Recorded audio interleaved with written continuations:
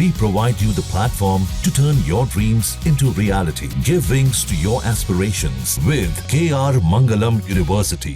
पाकिस्तान के लिए वो 6-7 मई की रात ऐसी कयामत की रात थी जिसके खौफ से अभी भी पाकिस्तान की नींद उड़ी हुई है। लेकिन क्या आप जानते हैं कब बना था प्लान, कैसे ऑपरेशन का नाम ऑपरेशन सिंदूर रखा गया? आप देखिए फुल इनसाइड स्टोरी।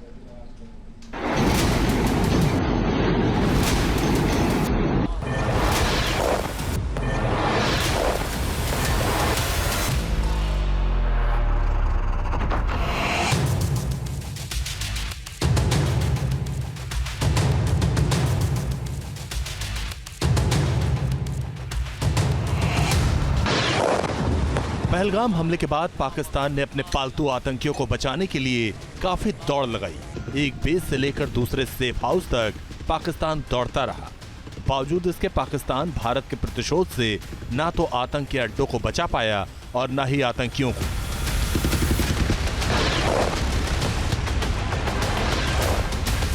किस तरह भारत ने पाकिस्तानी आतंक की कमर तोड़ी, किस तरह ऑपरेशन सिंदूर नाम पड़ा, इसका एक एक सीक्रेट प्लान 23 अप्रैल यानी पहलगाम हमले की अगली सुबह से बनने लगा था।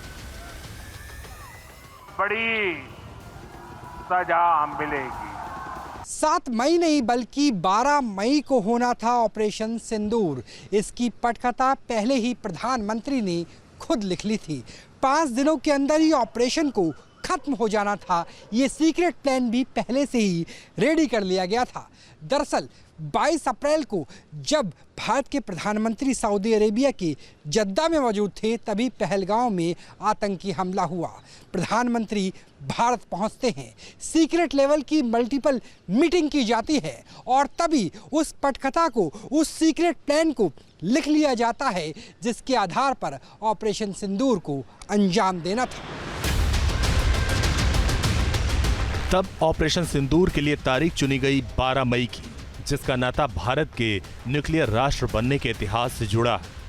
1974 में इंदिरा गांधी ने 12 मई को न्यूक्लियर टेस्ट कराया था, जिसे नाम दिया गया था ऑपरेशन स्माइलिंग बुद्धा। और 1998 में 11 मई से 13 मई के बीच अटल बिहारी वाजपेयी ने 3 न्यूक्लियर टेस्ट कराए और देश न्यूक्लियर ताकत बना। तब नाम पड़ा था ऑपरेशन शक्ति। इसीलिए पीएम मोदी ने ऑपरेशन सिंदूर के लिए 12 मई की ऐतिहासिक तारीख चुनी थी। 12 मई को बुद्ध पूर्णिमा की रात ऑपरेशन सिंदूर होना था। भारत का इंटेलिजेंस विभाग पाकिस्तान पर लगातार नजर बनाए हुए था। पहलगाम हमले के बाद पाकिस्तानी सेना आतंकियों को कैंपों से निकाल चुकी थी। पहलगाम हमले के 10 दिन बाद तक कुछ न होने पर आतंकी वापस अपने अड्डों पर लौट आए थे। 6 मई को स्ट्रॉन्ग खुफिया जानकारी मिली। पता चला कि आतंकी ठिकानों पर हलचल पहले जैसी बढ़ गई। इंटेलिजेंस और सैटेलाइट सर्विलांस से मूवमेंट की जानकारी मिली। तय हुआ कि ऑपरेशन सिंदूर के लिए 12 मई का इंतजार नहीं करना।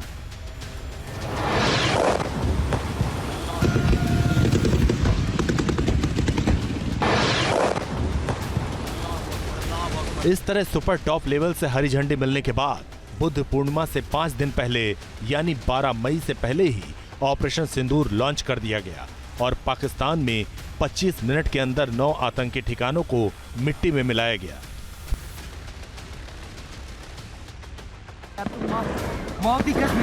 पहलगाम हमले के बाद से पाकिस्तान हाई अलर्ट मोड पर था। एयर स्पेस तक बंद कर रखे थे।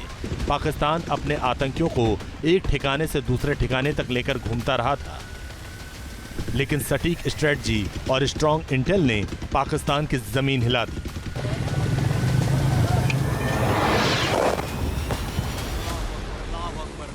बाईस अप्रैल को हुआ था पहलगाम की बायसरण घाटी में आतंकियों का हमला। मैसेकर में कई लोगों की मृत्यु हो चुकी थी, जिसके समाचार प्रधानमंत्री नरेंद्र मोदी के पास भी थी।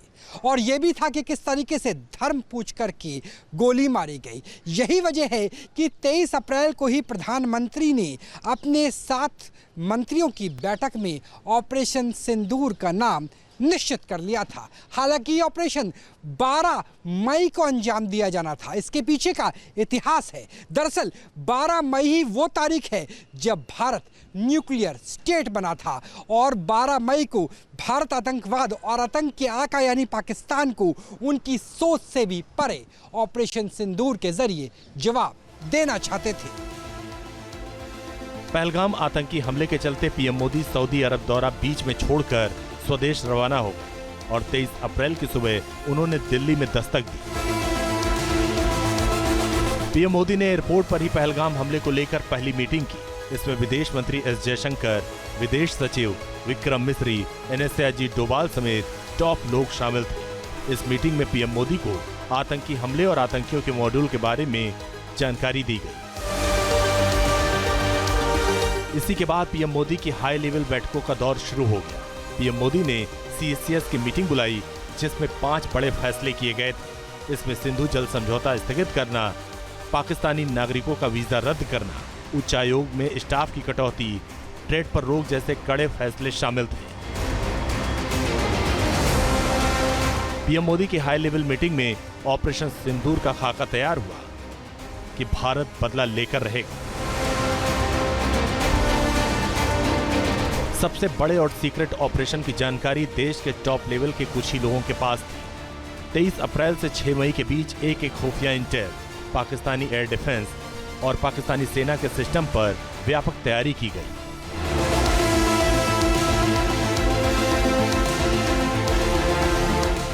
इधर पाकिस्तान को चकमा देने के लिए पीएम मोदी बिहार और केरल की सभाओं में व्यस्त हो गए। देश की राजनीति जाति जनगणना में बिजी हो गई और पाकिस्तान ये मान बैठा था कि भारत अब कुछ नहीं करेगा, लेकिन भारत ने दहाड़कर ऑपरेशन सिंदूर चलाया और आतंक को मिटाया।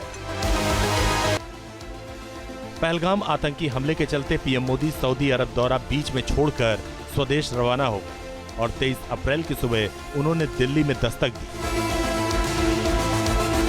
पीएम मोदी ने एयरपोर्ट पर ही पहलगाम हमले को लेकर पहली मीटिंग की। इसमें विदेश मंत्री एस जयशंकर, विदेश सचिव विक्रम मिस्री, एनएसए डोभाल समेत टॉप लोग शामिल थे। इस मीटिंग में पीएम मोदी को आतंकी हमले और आतंकियों के मॉड्यूल के बारे में जानकारी दी गई। इसी के बाद पीएम मोदी की हाई लेवल बैठकों का दौर शुरू हो गया। पीएम मोदी ने सीएससीएस की मीटिंग बुलाई जिसमें 5 बड़े फैसले किए गए थे। इसमें सिंधु जल समझौता स्थगित करना, पाकिस्तानी नागरिकों का वीजा रद्द करना, उच्चायोग में स्टाफ की कटौती, ट्रेड पर रोक जैसे कड़े फैसले शामिल थे। पीएम मोदी की हाई लेवल मीटिंग में ऑपरेशन सिंदूर का खाका तैयार हुआ कि भारत बदला लेकर रहेगा। सबसे बड़े और सीक्रेट ऑपरेशन की जानकारी देश के टॉप लेवल के कुछ ही लोगों के पास थी। 23 अप्रैल से 6 मई के बीच एक खुफिया इंटेल, पाकिस्तानी एयर डिफेंस और पाकिस्तानी सेना के सिस्टम पर व्यापक तैयारी की गई।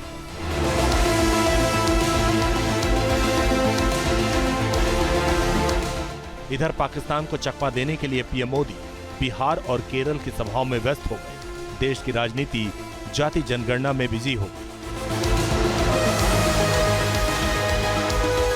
और पाकिस्तान ये मान बैठा था कि भारत अब कुछ नहीं करेगा, लेकिन भारत ने दहाड़कर ऑपरेशन सिंदूर चलाया और आतंक को मिटाया। Team news nation.